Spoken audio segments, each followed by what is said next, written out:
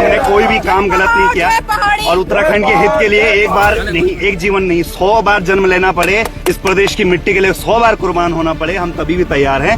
मुर्दाबाद मुर्दाबाद मुर्दाबाद। बताना चाहूंगा, उत्तराखंड पुलिस का निशाना इतना सटीक हो चुका है कि वो चुन-चुनकर एक ही टांग पर अपराधी की गोली मार रहे हैं, हर अपराधी की। जो सरकार ने दमन किया है उसके खिलाफ जो आज हमारी आक्रोश रैली थी वो बड़ी सफल रैली रही। एकजुट भारत माता की जय उत्तराखंड।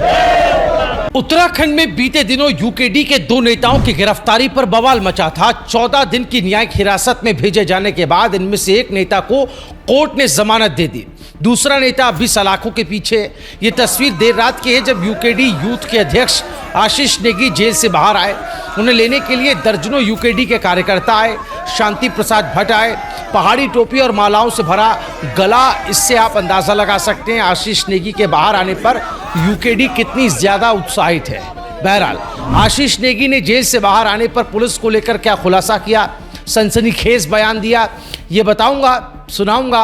उससे पहले शांति प्रसाद भट्ट ने आशीष के जमानत पर बाहर आने और धामी सरकार में पुलिसिया कार्रवाई को लेकर क्या कुछ ताजा बयान दिया है, ये सुन लेते हैं। हमारा ये कहना है कि जो सरकार ने दमन किया है उसके खिलाफ जो आज हमारी आक्रोश रैली थी वो बड़ी सफल रैली रही। धामी सरकार घबराई हुई है और धामी पे जो आरोप लग रहे हैं खनन माफियाओं के, शराब माफियाओं के, शिक्षा माफियाओं के, उस आरोप से जनता का ध्यान भटकाने के लिए धामी ने उत्तराखंड के अंदर के 2 नेताओं पर फर्जी मुकदमे लगाकर जेल डाला है। ये ठीक नहीं है, इसके लिए बेल मिल जाएगी। हमारा ये कहना है, एडवोकेट है, प्रोफेसर है, वकील है, पत्रकार है, ऐसे व्यक्ति के ऊपर जो फर्जी मुकदमे धामी सरकार ने लगाए हैं, क्योंकि वो अंकिता की आवाज़ बना हुआ था, तो धामी का वीआईपी कौन है वो बता नहीं रहे हैं, मगर जो संघर्ष कर रहा है उसके ऊपर फर्जी मुकदमे लगा रहे हैं। इसको लेकर भी हम हाई कोर्ट जाएंगे। तो सुना आपने। वहीं दूसरी तरफ आशीष नेगी के तेवर जेल से बाहर आने के बाद भी वैसे ही हैं जैसे जेल जाने से पहले थे। अपने वही आक्रामक अंदाज में उन्होंने पहाड़ियत को लेकर क्या कुछ कहा, ये सुन लेते हैं। हमने कोई भी काम गलत नहीं किया और उत्तराखंड के हित के लिए एक बार नहीं, एक जीवन नहीं, 100 बार जन्म लेना पड़े, इस प्रदेश की मिट्टी के लिए 100 बार कुर्बान होना पड़े, हम तभी भी तैयार हैं। हम अपने शहीदों के नक्शे कदम पे चल रहे हैं और सत्य की जीत होती है। आज मैं बाहर आया हूँ, कल आशुतोष नेगी भी बाहर आएंगे। हमें पूर्ण विश्वास है न्याय प्रणाली पर। जय उत्तराखंड। देखिए, पहले तो मैं ये बोलूंगा कि केवल मेरी बात नहीं थी, ये मेरी पहचान की, मेरी टोपी और मेरी फतोली की बात थी और मेरी संस्कृति की बात थी, मेरे लोगों की बात थी। जो जितने लोग हमारे वकील भाई बंद, मीडिया भाई बंद, होटलियर संगठन, आर्मी संगठन, जिन लोगों ने भी मेरा साथ दिया है, तहे दिल से धन्यवाद करता हूँ। आपके आशीर्वाद हमेशा जो स्नेह प्रेम है वो बना रहे। और ये बहुत छोटी सी लड़ाई है। क्रांति हमेशा जो है जेल से ही जन्म लेती है, या तो जेल के बाहर झुके हुए कंधे रहते हैं। तो सुना आपने, अपने एक बयान में आशीष ने उत्तराखंड पुलिस की कार्यशैली पर भी कुछ खुलासा किया है। अपराधियों को लेकर पुलिस क्या व्यवहार करती है, इसको लेकर इस सनसनीखेज खुलासे से हड़कंप मचा हुआ है। एक बार सुन लेते हैं क्या कह रहे हैं आशीष ने। बताना चाहूंगा, उत्तराखंड पुलिस का निशाना इतना सटीक हो चुका है कि वो चुन-चुनकर एक ही टांग पर अपराधी की गोली मार रहे हैं, हर अपराधी की।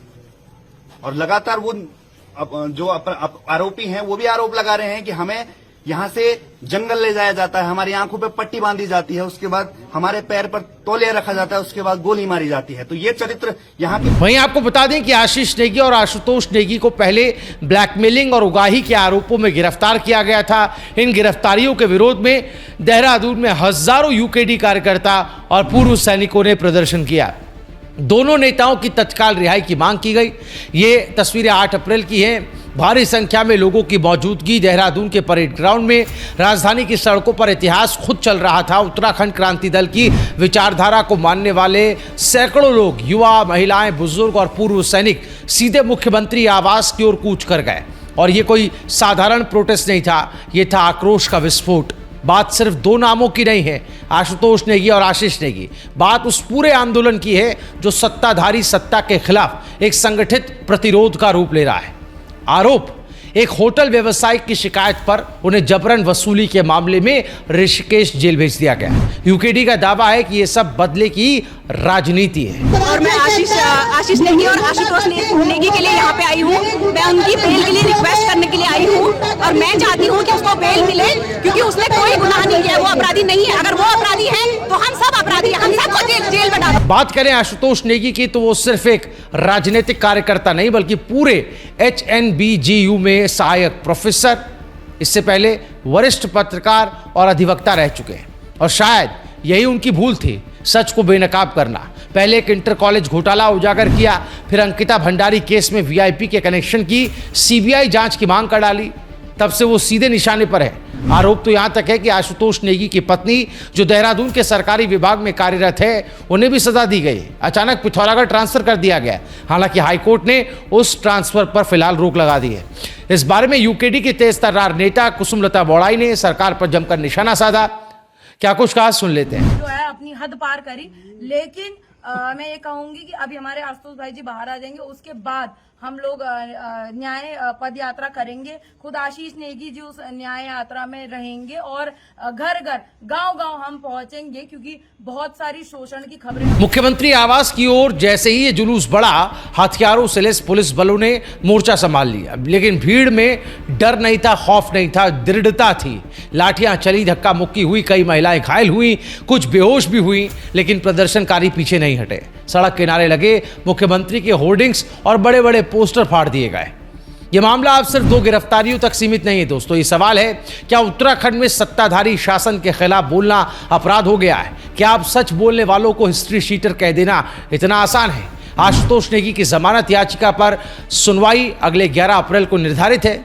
वहीं 8 अप्रैल को हुए यूकेडी के प्रदर्शन को लेकर एक बड़ी खबर सामने आ रही है, जिससे उत्तराखंड की सियासत में एक बार फिर गर्मी बढ़ गई है। उत्तराखंड क्रांति दल के खिलाफ देहरादून के करणपुर क्षेत्र में प्रदर्शन के दौरान उपद्रव फैलाने और सरकारी कामकाज में बाधा डालने के आरोप में एक और मुकदमा दर्ज किया गया है।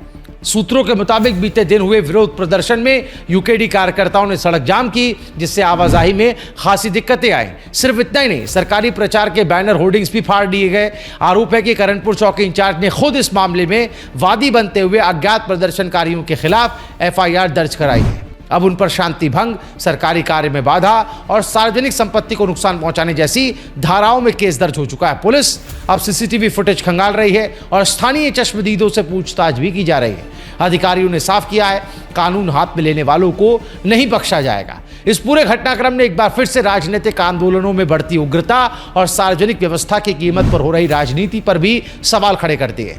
अब तक यूकेडी की ओर से कोई ऑफिशियल स्टेटमेंट नहीं आया है।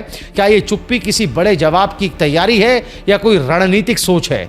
आने वाले घंटों में तस्वीर और साफ हो सकती है। इसलिए अपडेट्स के लिए आप जुड़े रहिए, क्योंकि ये सियासी किस्सा अभी अधूरा है। इस बारे में आपका क्या कुछ कहना है, कमेंट जरूर कीजिएगा। इस वीडियो को ज़्यादा से ज़्यादा शेयर करें। देखते रहिए रायशुमारी।